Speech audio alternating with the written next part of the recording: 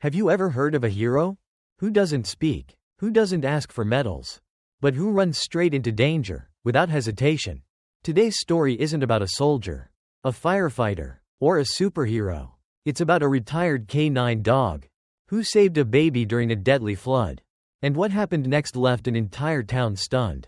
Welcome to Heroic Animals, where we share true, emotional, and powerful stories of four-legged heroes who prove that courage comes in all shapes, sizes, and paws. If you believe animals can change lives, and sometimes even save them, you're in the right place. So grab a tissue, settle in, because this story will stay with you long after the video ends. The rain had been falling for hours, slow at first, then pounding like war drums on the tin rooftops of Millersville. The townspeople had seen storms before, but not like this. Not the kind that swallowed roads and turned sidewalks into rivers. And definitely not the kind that would test the heart of a retired dog named Bruno. Bruno wasn't just any dog. He had once served as a K9 in the State Emergency Response Unit, tracking survivors through debris, navigating floods, and pulling lives from the edge of death. His record was spotless, his reputation legendary. But after a final mission left him with a torn shoulder and a fractured rib, Bruno had been retired early, forgotten, left to live out his days quietly with Earl Cooper, a former lineman who ran a tiny electrical repair shop on Main Street. Most days, Bruno slept by the space heater while Earl fiddled with old radios. They lived in peace, until the flood came. The sirens wailed at 3:14 p.m. The levee upstream had cracked, sending a wall of water roaring into the southern basin. People screamed, shops shut down, cars floated down Elm Avenue like abandoned toys.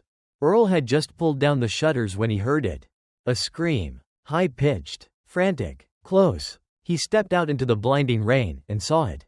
A baby stroller, tipped, spinning in the current, a woman chasing it, screaming hysterically from the sidewalk.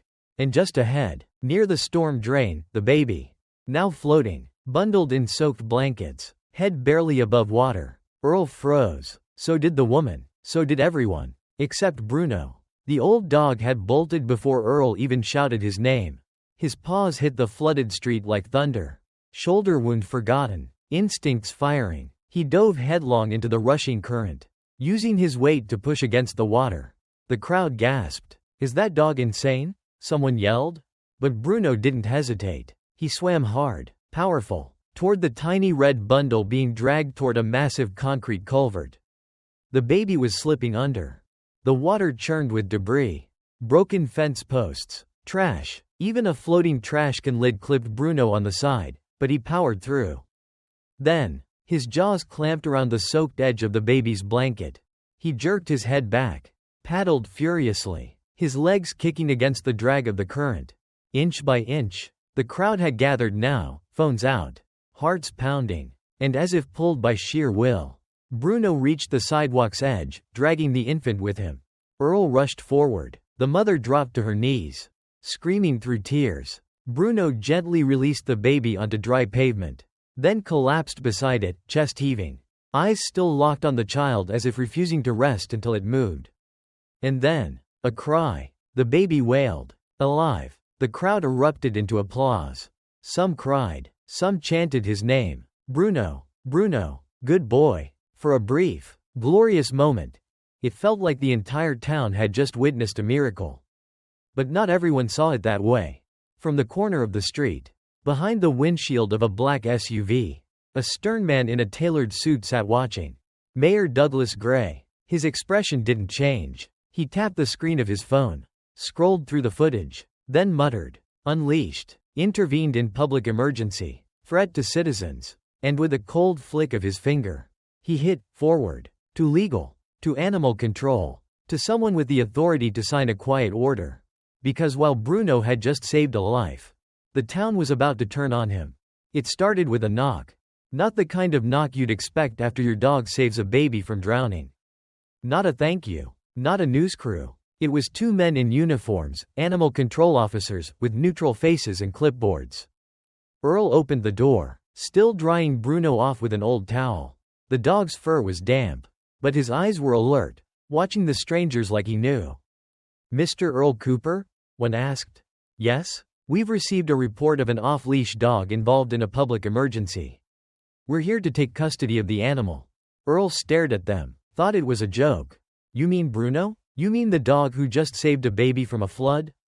Sir, the report states the dog entered a restricted flood zone, engaged physically with a minor, and acted without human command. Under the Town Safety Code Section 13b. That constitutes a violation. You gotta be kidding me. Bruno took a step back. His ears went low. He nudged behind Earl. The older man's fists clenched. Tell Mayor Gray if he wants to put his hands on my dog, he better come do it himself. The officers exchanged a glance. This isn't political, sir. Everything in this town is political. Earl spat. They left, for now. But Earl knew it was far from over. News spread like spilled oil. First, local blogs, then the evening paper. Dog in flood rescue under investigation. Earl tried to stay quiet. He didn't want the attention. He just wanted Bruno to rest.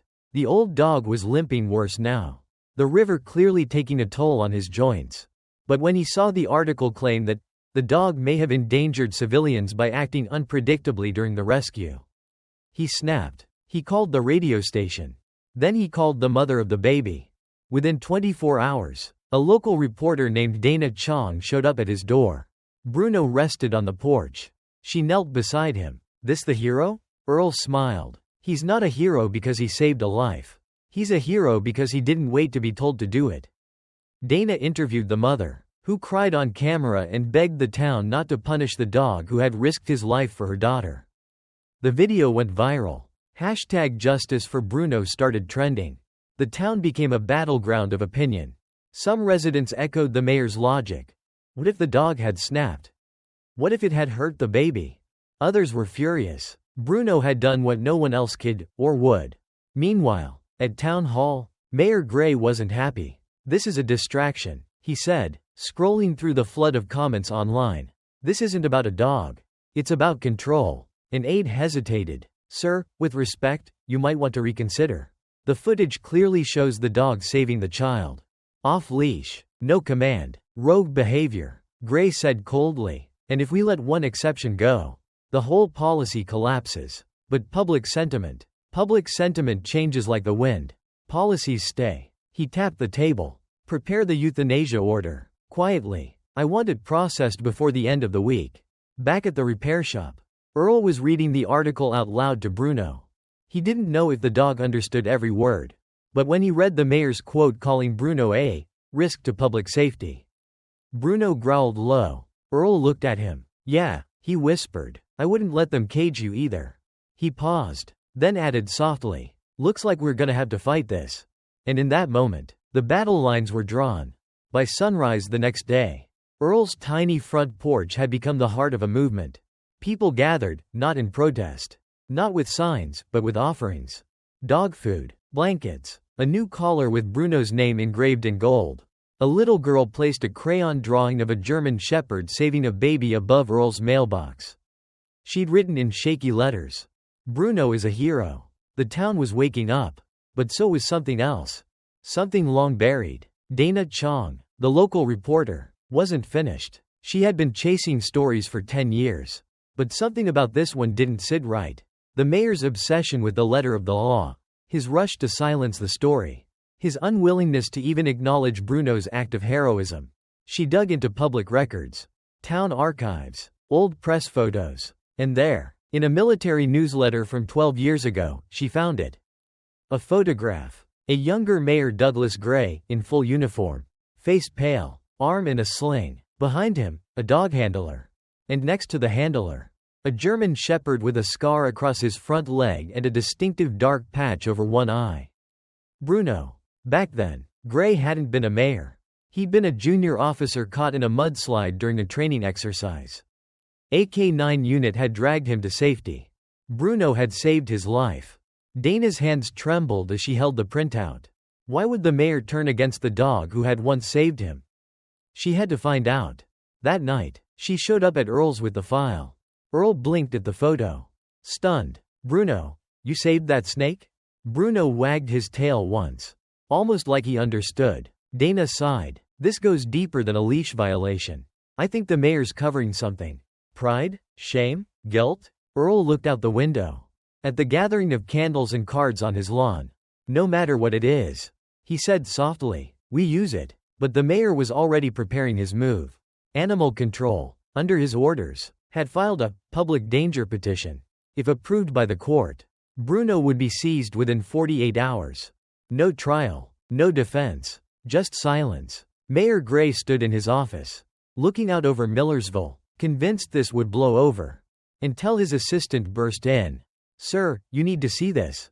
It was a live stream. Dana Chong, standing on the town hall steps, holding the photo in one hand, and a microphone in the other. The caption read, "The mayor's life was saved by the dog he's trying to kill." It exploded. Overnight, Millersville became a trending topic across the country. The news spread beyond state lines. Veterans groups, K-9 handlers, rescue teams, even celebrities began posting with the hashtag Pardon Bruno. Local businesses put up signs, "We stand with Bruno." At the repair shop, Earl knelt beside his old friend. Bruno was tired. His limp had gotten worse, but his eyes were still sharp. You ready, old man? Earl whispered. They're gonna come knocking again. And this time, we're not just answering the door. Bruno nudged his hand, gently, and for the first time in days, Earl smiled, because this wasn't just about a dog anymore. This was about truth, and the whole town was about to learn what a real hero looked like. The fourth day after the flood dawned gray and tense. Rain clouds hung low over Millersville again, but this time, it wasn't the weather people feared. It was the knock everyone had been dreading. At exactly 9 a.m., a convoy of 3 vehicles pulled up to Earl's modest home. 2 animal control vans, 1 unmarked black SUV. Bruno was lying on the porch as always, head up, eyes sharp, his patched coat bristling as the engines idled. He knew. Earl stepped out with calm defiance, a hand resting protectively on Bruno's back. A man in a beige suit emerged from the SUV, holding a clipboard and a court order. I'm Richard Hayes, he announced. Town Safety Enforcement. I'm here under directive from Mayor Gray to take possession of the dog known as Bruno for mandatory evaluation and potential termination. Gasps echoed from the gathering crowd. Neighbors had assembled quietly, holding signs. Placard, Bruno is our hero. Placard, this dog saved a life. Who are you saving? One little girl held a plush German shepherd toy with a red ribbon around its neck. Earl stood his ground. You bring a whole squad to take one old dog? He asked. Voice low. Sir, please don't make this difficult. You already made it difficult. Earl replied. This dog saved a child. Now you want to kill him for it? Richard shifted uncomfortably. He violated town ordinances. Tell that to the mother who's standing right there. Earl interrupted, pointing. The crowd parted. There she was. Claire Dunning, the mother of the baby Bruno had saved, stepping forward with her daughter in her arms. Mr. Hayes, she said loudly, this is the dog who pulled my baby from a flood. And if you touch him, I will sue this town so hard your grandchildren will feel it. Applause erupted, but it was what happened next that changed everything. From the back of the crowd, an elderly man stepped forward. He wore a faded military jacket, medals glinting on his chest. His name was Sergeant Paul Rivera, retired K-9 handler, and one of Bruno's former trainers. He saluted Earl, then looked at the officials. I have a statement to make. Richard blinked. This isn't a courtroom. It should be. Rivera growled. Then he pulled a worn folder from his coat and handed it to Dana Chong, who had arrived moments before with her camera crew. She opened it, then looked up in shock. It was Bruno's full service record. But more importantly, it included a declassified field report from the training incident where Bruno had saved a trapped soldier buried in a landslide. That soldier? Lieutenant Douglas Gray, now Mayor Gray. The truth was undeniable. Rivera stepped up to the cameras. This town's mayor owes his life to this dog. He never acknowledged it. He never said thank you. And now he wants to erase him. He turned and knelt beside Bruno. You served your country, boy, and you don't deserve this. The crowd went silent. Even Richard Hayes lowered his clipboard. Earl stepped forward and raised his voice. I say we put this to the people. Right here, right now. A vote. A murmur of agreement. Phones came out. Live streams went up. Dana turned to her cameraman. Go wide, she whispered. The whole country's watching now. Back at Town Hall, Mayor Gray watched the broadcast from his office. His jaw tightened, his hands shook. He had underestimated them. He had underestimated Bruno. For the first time in his career, the mayor realized this wasn't politics anymore. This was personal. The crowd outside Earl's house grew by the hour. News vans lined the curb. Kids sold lemonade. Teenagers made protest signs. Elderly veterans handed out pins shaped like German shepherds. And in the center of it all sat Bruno, calm, wounded, and watching. He didn't understand the chants. He didn't know the hashtags. But somehow, he seemed to understand what was at stake. At Town Hall, Mayor Gray had not left his office in 18 hours. The walls were covered with printouts, emails, and frantic notes from advisors. Over 6 million views in 2 days. State officials asking questions. Veterans for K9s threatening protest. And now, this. A copy of the declassified field report. Displayed live on the news. The truth was no longer a secret. Bruno had saved his life. 12 years ago, in the mountains of Kandahar province. Trapped beneath a collapsed wall. Lungs filling with dust, limbs pinned, and then, a bark, a paw, and teeth pulling his uniform collar. He owed this dog everything. So why had he buried the truth? Gray turned to the only photo he kept on his desk, a military shot of himself. Stiff and solemn, he remembered what came after that rescue. The embarrassment, the rumors, how the base commander said, "You're lucky a dog saved you. Just don't make it your legacy." He'd spent a decade building power. Rising above it, he told himself he had moved on. That Bruno was just a chapter he closed. But now that chapter was barking at his front door. Back at Earl's, Dana Chong was setting up for a live press statement. She had invited Mayor Gray to attend.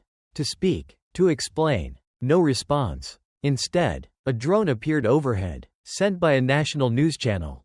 The crowd waved. Someone handed Earl a megaphone. Earl looked uncomfortable holding it. But Bruno gave a quiet woof. As if saying, "Go on." Earl lifted the megaphone. "I'm not a man of speeches." He began, "I fix radios. I fish. I live quiet. But I know what's right." He looked down at Bruno. This dog didn't ask for medals. He didn't ask for a parade. He saw a baby in danger. And he jumped into a flood. The crowd applauded. Cameras flashed. What did the mayor do? Earl asked. He wrote a form. He signed a paper. And he tried to erase a life. He paused. But we're not letting that happen. The crowd roared. Dana turned to the camera. And now, we wait. Will the mayor come down?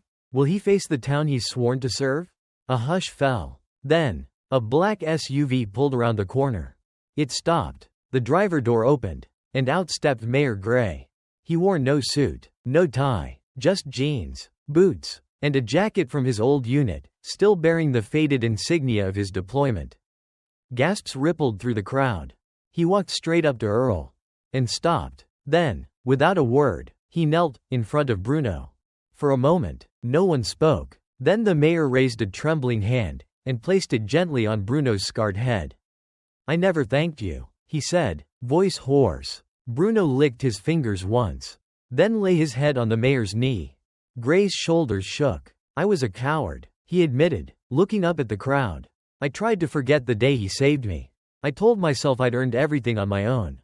He looked at Earl. "I was wrong." The mayor turned to the cameras. "I'm withdrawing the euthanasia order. Effective immediately." Cheers exploded. "But more than that," he added, voice steadying, "I'm introducing legislation tomorrow to make every retired K9 in our state legally protected. They won't just be dogs. They'll be heroes. Officially." People sobbed. Dana dropped her notepad. Kids hugged strangers. And Bruno? Bruno wagged his tail. Once. Like a quiet thank you. 3 days had passed since Mayor Gray dropped to one knee before Bruno. The town was still buzzing. News vans came and went. Dana Chang's report had gone national.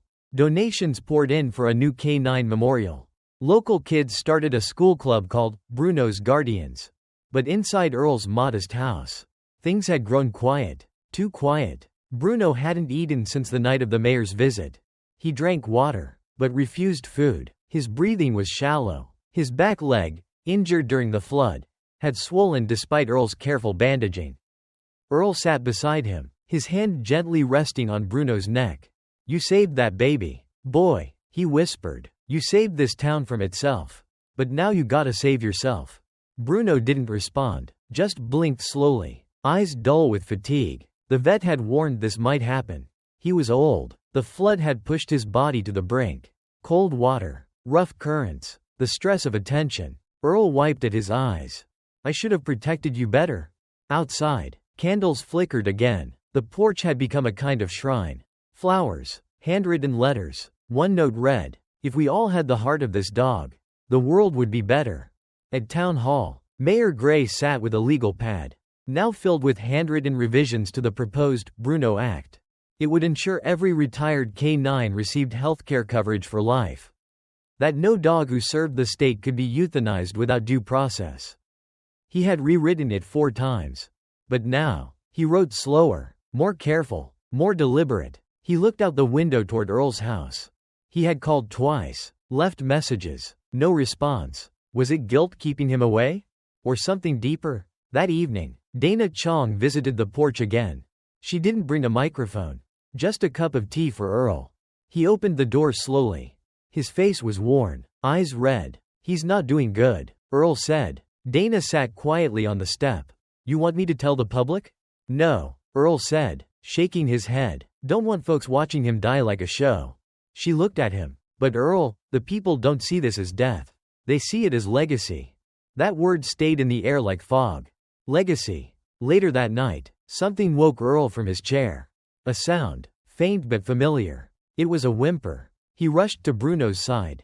The old shepherd was stirring, eyes open, looking toward the door. Earl opened it, and there, standing in the porch light, was the little girl from the flood, baby Eliza, held in her mother's arms.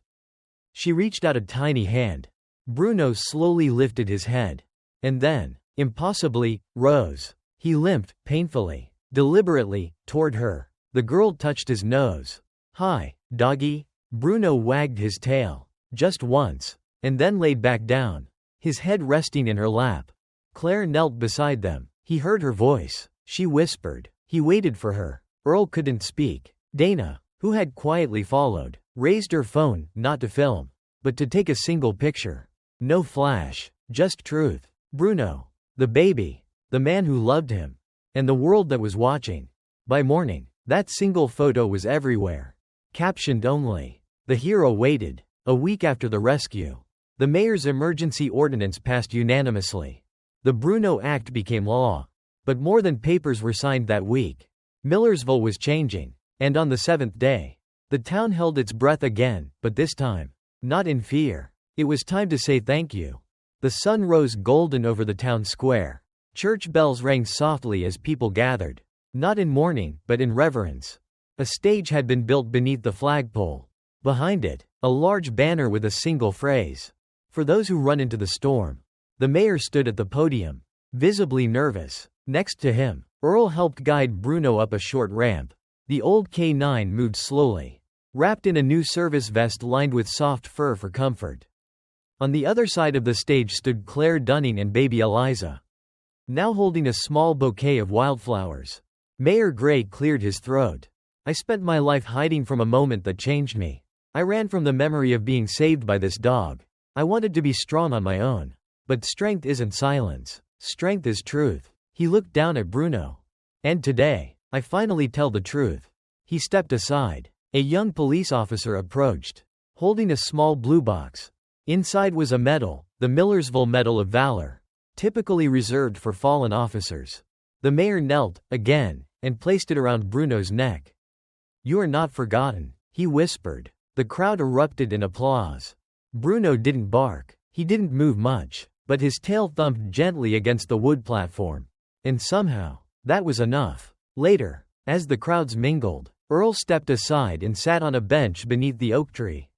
Bruno rested at his feet, breathing slower now, eyes calm. Dana Chong joined him. You okay? Better than I've been in years, Earl said, rubbing his old friend's ears. He's tired though. She nodded. You know, she added, we've had offers from TV networks. They want a documentary, maybe even a book deal. Earl chuckled. He always hated cameras. They sat in silence a moment. Then a voice called out from the crowd. Excuse me, Mr. Calder? An unfamiliar man approached, tall, graying, in military fatigues. He saluted. Lieutenant Colonel Jordan Mason, retired. I served with Bruno in his first deployment. Earl stood up slowly. You knew him back then? I trained him. The man looked down, visibly emotional. Bruno saved lives long before this town ever knew his name. There's a wall back at base camp. The K9 wall. Every dog who served gets a mark. But for some reason, Bruno's was never added. Admin error. Maybe. Earl's brow furrowed. The colonel continued, holding up a patch. This is his. I had it restored. If it's all right, I'd like to place it where it belongs. He knelt, pinned the patch gently to Bruno's vest. Bruno sniffed the man's hand, then leaned into it, just for a second. The colonel wiped his eyes. Welcome home, soldier. As evening fell, candles lit up the square. But they weren't for mourning. They were for memory, for legacy. Kids drew chalk outlines of paw prints on the sidewalk. Seniors told stories about the dogs they'd grown up with. And Bruno, curled beside Earl's chair, watched it all with tired, peaceful eyes. He didn't need to chase balls anymore. He'd chased something bigger. Redemption. The first snow of the season fell quietly over Millersville. Earl woke early, as always, and shuffled to the porch with 2 mugs of coffee, one for him, one to warm his hands. Bruno wasn't on the mat anymore. He hadn't been for a week. But Earl still poured the second cup. Bruno had passed in his sleep, curled under the same blanket the town gifted him after the flood. No pain, no noise, just a long breath, and then peace. It hit everyone like a silence they weren't ready for. The school lowered its flag to half-mast. The fire department placed a paw print decal on every engine. Local artists painted a mural of Bruno, one side showing the storm, the other showing a child's hand in his fur. And then came the letters. Thousands of them. From every corner of the country. From police chiefs. From soldiers. From children. One note read simply, Dear Bruno, I want to be brave like you. Love, Jeremy. Age 6. A month later, a federal representative visited Millersville to attend a town meeting. Not for policy, but for history. In her hands, a draft of a new national bill. The K9 Retirement and Recognition Act. Inspired by Bruno's story, it proposed lifetime care for all service dogs, public memorial funds, and official recognition as veterans. Mayor Gray, standing beside Earl, gave the nod. This isn't about one dog, he said. It's about what we owe all of them. We called, they came. Now it's time we return that loyalty. Bruno's name would be the first ever engraved on the National K9 Memorial Wall being built in Washington, D.C.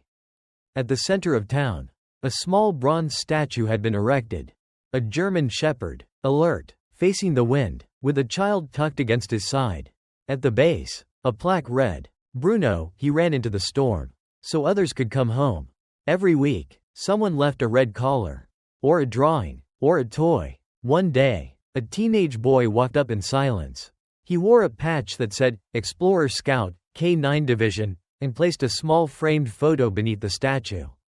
It was of his dog.